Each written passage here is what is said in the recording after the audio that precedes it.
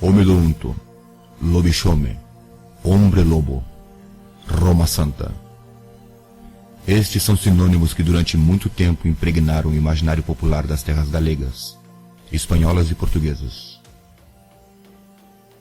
Por estes termos é denominado o protagonista deste mistério, e pronunciá-los ainda é capaz de causar calafrios. Manuel Blanco Roma Santa passou para a história como o único caso documentado de licantropia ocorrido na Espanha.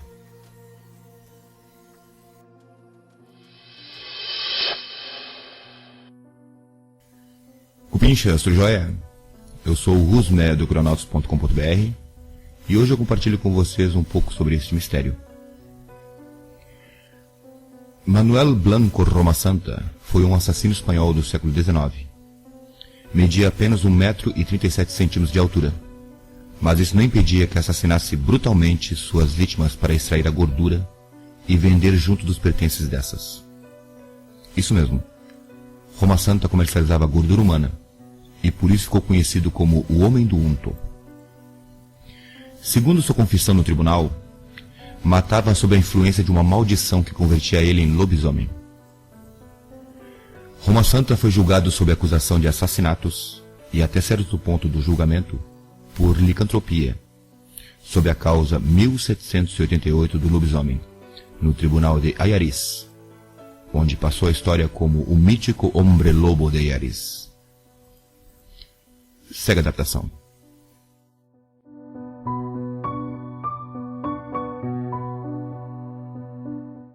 Manuel Blanco Roma Santa nasceu em 18 de novembro de 1809 na localidade de Regueiro, na aldeia de Santa Olaya de Esgos.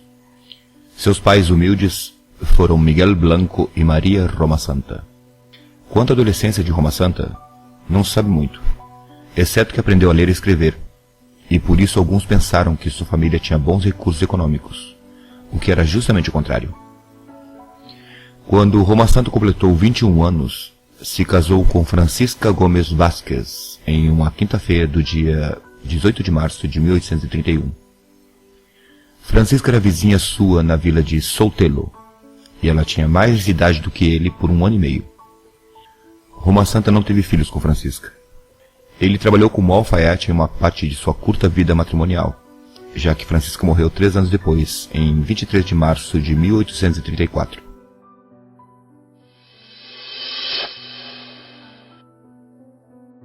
Durante o tempo em que Roma Santa esteve em sua terra natal, ele se comportou adequadamente e não levantou suspeita alguma.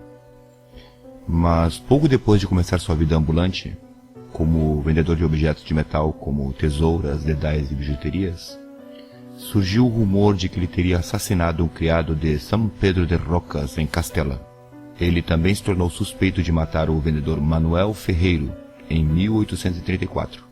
E se sabe que em 1843 pediu em casamento a Catalina Fernandes, 18 anos mais velha que ele, mas teve que fugir de terras leonesas porque era suspeito de ter assassinado a Vicente Fernandes, um oficial de justiça de León, já que este pensava embargá-lo por causa de dívidas.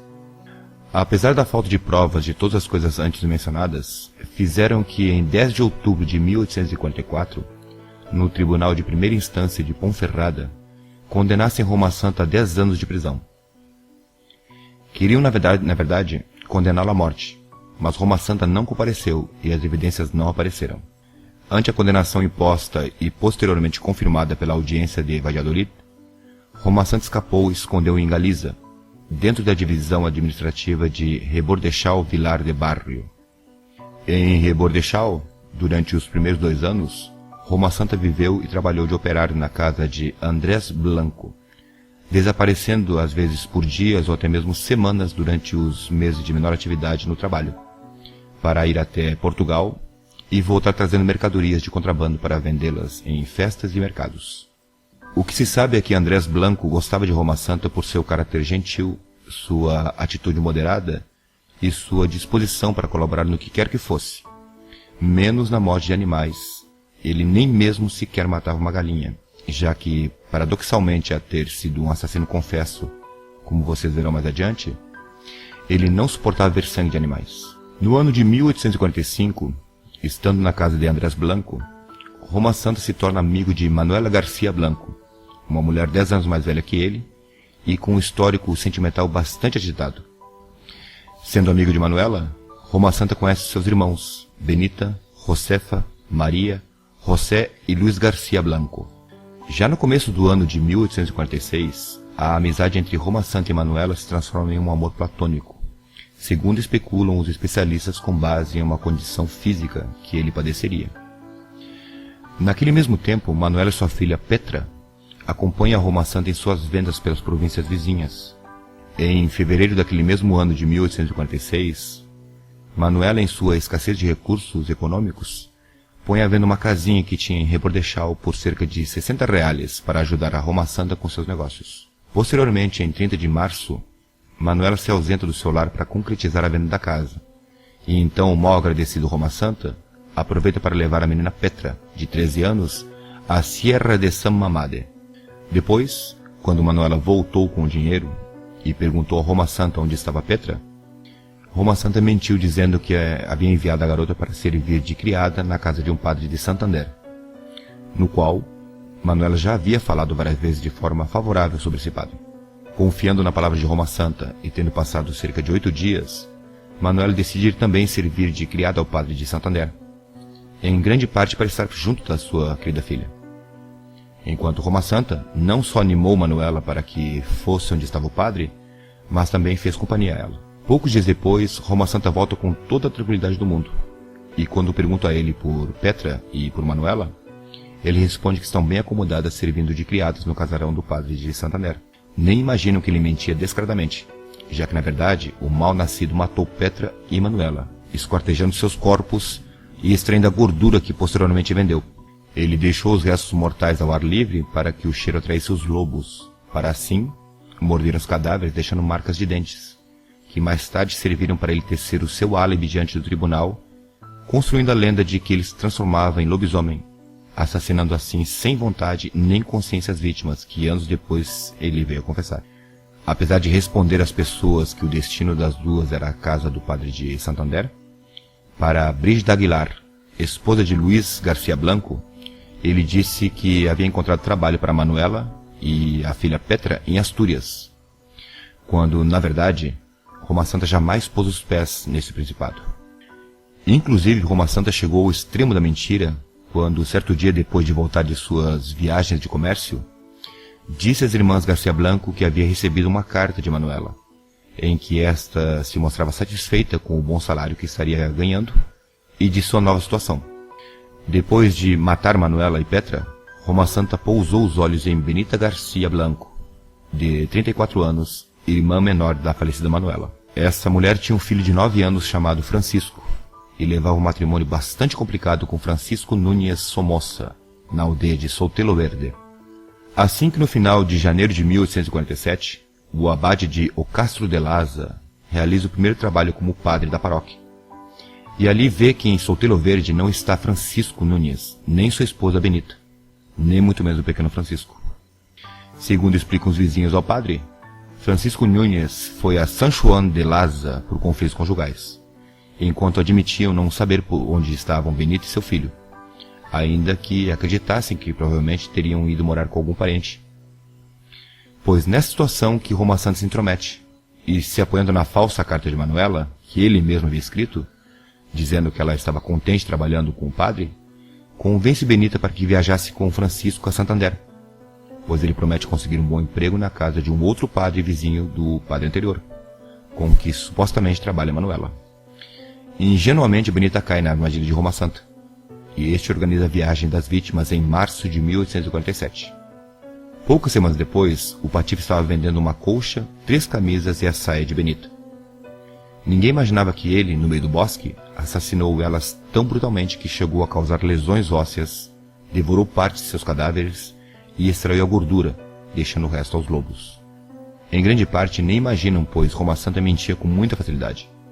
Como, por exemplo, a Luiz Garcia, irmão de Benita, ele disse que Benita teria acertado na loteria e havia colocado Francisco para estudar direito.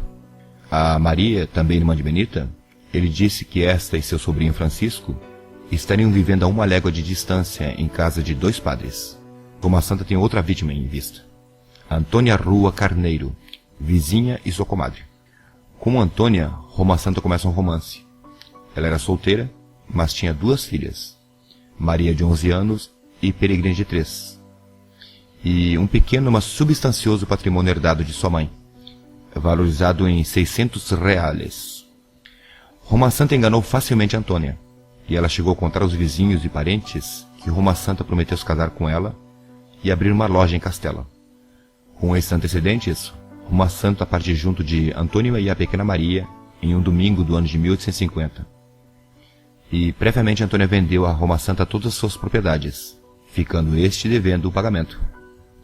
2 ou 3 dias depois, Roma Santa volta a Rebordechal com algumas cabras compradas ali perto, e toma posse das terras de Antônia Rua. Felizmente, Maria, a filha da defunta Antônia, não viajou com a mãe e sua irmã. No entanto, pouco depois ela vai à casa de Luiz Garcia Blanco, e ali permanece quase 2 meses, até que Roma Santa leva ela a viver com ele, coisa que ela aceita, pois ele te oferece melhores condições de vida.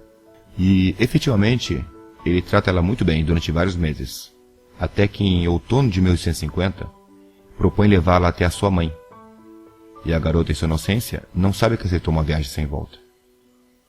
Um fato difícil de acreditar é que, com a sua estatura de 1,37 m, Roma Santa pudesse matar tantas pessoas e de um modo tão cruel.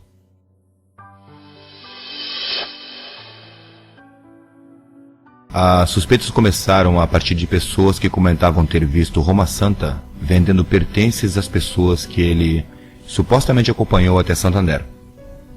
No entanto, um episódio chave foi quando José Garcia Blanco, irmão das Garcia Blanco, visitou Roma Santa em sua casa, e este serviu um apetitoso pão, que cortou com uma bela faca grande de cabo branco e pintas pretas. Era a faca da irmã de Garcia Blanco.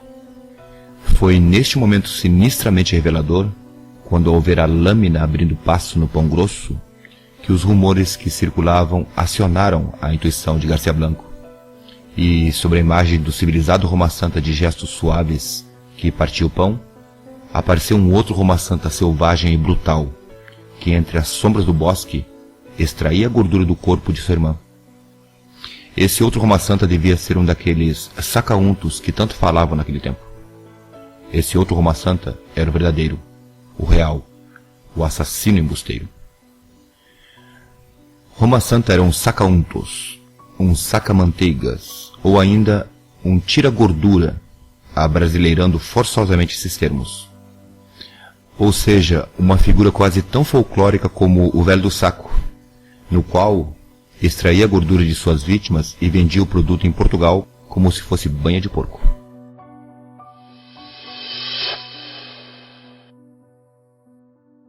Em fevereiro de 1852, Roma Santa estava tão angustiado pelos rumores de que ele era um sacauntos por haver assassinado suas vítimas para extrair a gordura e vender em Portugal, que chegou a falsificar um certificado de identidade em que figurava como Antônio Gomes, oriundo de Monte de Ramo.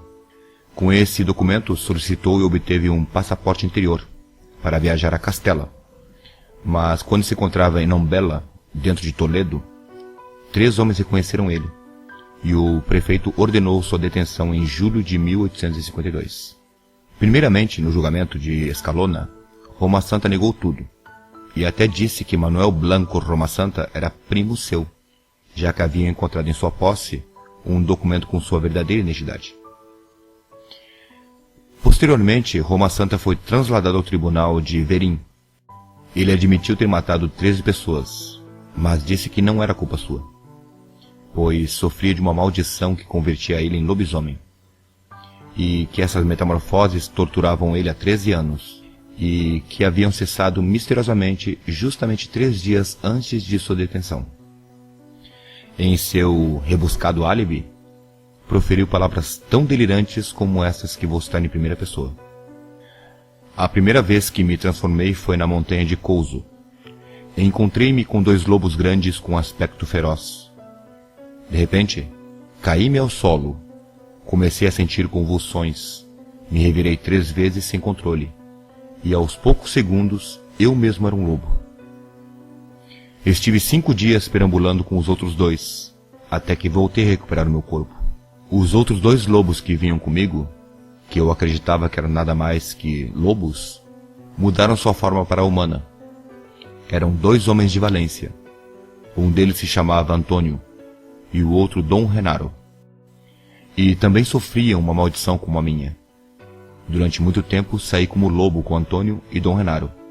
Atacamos e comemos várias pessoas porque tínhamos fome. Durante o julgamento, Roma Santa foi examinado por 6 médicos. 4 médicos de medicina geral e 2 cirurgiões que concluíram, apesar dos esforços de seu advogado de defesa para que ele declarasse louco, que Manuel Blanco Roma Santa não era idiota, nem louco, nem muito menos imbecil. E é provável que se ele fosse menos inteligente, não seria tão mau. Os médicos atestaram que não havia em sua cabeça, nem em suas vísceras, motivo físico que transformasse o seu equilíbrio moral, nem o mínimo vestígio de ter perdido jamais a razão, mas sim a bondade. Os estudos atuais sobre os casos de licantropia são inclinados a pensar que teriam sido no passado esquizofrênicos paranoicos padecendo delírios em que acreditavam que se transformavam em lobisomens. Naquela época, no século XIX, e no ambiente rural da Galiza, cheio de superstições e crenças mágicas, a Roma Santa lhe foi concedido o benefício da dúvida, e o seu caso jurídico é chamado oficialmente de Causa 1788 do lobisomem. O achado de restos de ossos junto com suas confissões e o relatório médico bastaram para que em 6 de abril de 1853, Roma Santa fosse condenada à morte no garrote vil. O garrote vil era um artefato utilizado como instrumento de tortura e execução. O garrote era aplicado ao pescoço da vítima, mantida imóvel e amarrada a uma cadeira. Mas antes, a sentença devia ser remetida à consulta na audiência de La Coruña, onde em primeira instância foi revogada e comutada para prisão perpétua.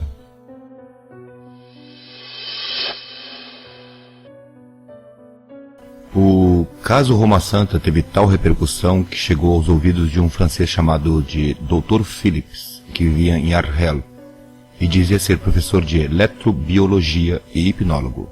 Philips pediu à rainha Isabel II que lhe emprestasse Roma Santa para experimentar nele os seus recentes avanços no terreno da hipnose, agregando a isso o diagnóstico de que Roma Santa devia padecer de um tipo de monomania, uma forma de loucura em que um único pensamento ou ideia absorve a mente do indivíduo, catalogável como licantropia.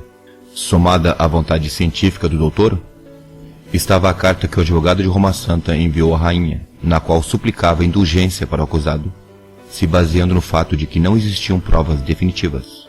Por todas essas coisas, em 13 de maio de 1854, uma ordem da rainha comutava a pena capital por prisão perpétua.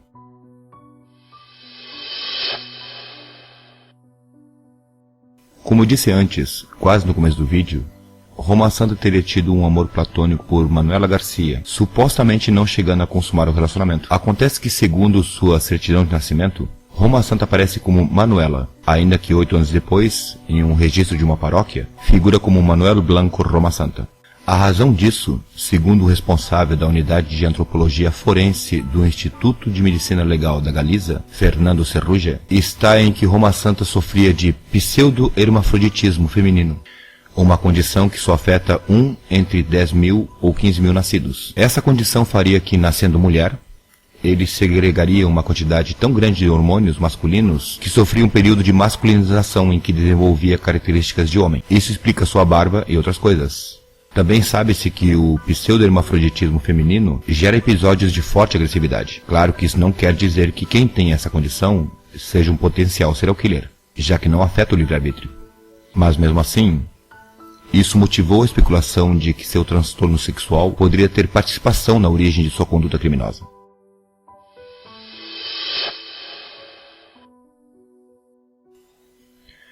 O Periódico para Todos publicou em 11 de outubro de 1876 que Roma Santa foi conduzida a Ceuta e que ali viveu sem dar mostras de padecer alienações mentais.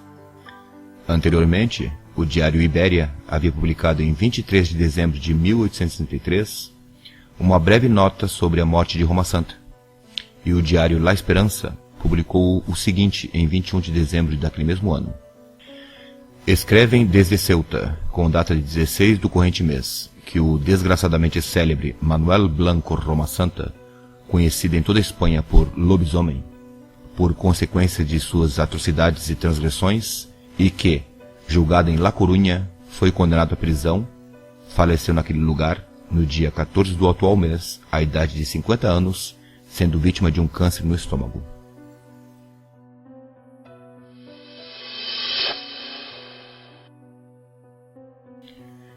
Durante o julgamento, foi demonstrado que Roma Santa foi o último em ver vivo os 9 desaparecidos, que vendeu os pertences destes, que escapou da Galiza com uma identidade falsa e que lançou mão do engano e a manipulação repetidas vezes.